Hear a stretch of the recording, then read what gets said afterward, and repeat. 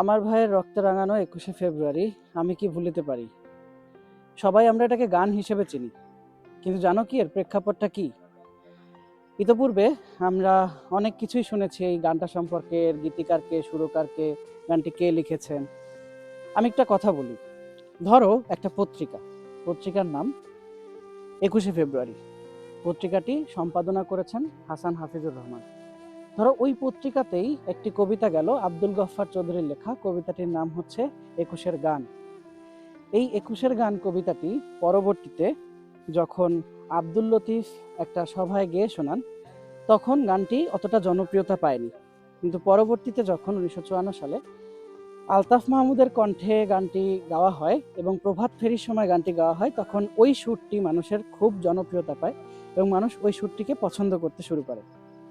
তো এভাবে যদি পড়ো তাহলে তোমার এটাও মনে থাকলো যে ২১শে ফেব্রুয়ারির গান, আমার ভাইয়ের রক্তে রাঙানো ২১শে ফেব্রুয়ারি, এই গানটি প্রথম সুর করেন আব্দুল লতিফ এবং বর্তমান যিনি সুরকার, বর্তমান যে গানটা আমরা শুনি, যে গানটার মিউজিক বাজে তোমরা কালকেও দেখেছো।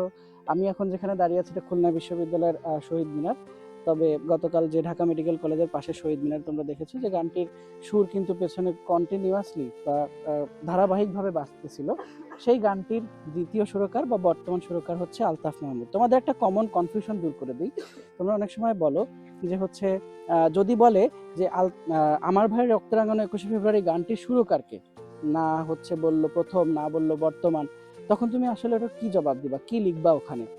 তো তুমি ওখানে দাগাবা যেহেতু বর্তমান সুরকার আলতাফ মাহমুদ, তোমাকে ওটাকেই ধরে নিতে হবে যে আমার ভাইয়ের রক্তে রাঙানো ২১শে ফেব্রুয়ারি গানটির সুরকার আলতাফ মাহমুদ। আরেকটা ইন্টারেস্টিং তথ্য দেই, তুমি যদি আমার এই ভিডিওটি না ভুলো তাহলে তোমাকে আরেকটা ইন্টারেস্টিং ইনফরমেশন দেই। ভুলবো না ২১এর প্রথম গান আমরা ভুলবো না। এই কথাটা বলার কারণ হচ্ছে ভুলবো না যে গানটা, এটা ভাষা আন্দোলন ভিত্তিক ২১এর প্রথম গান।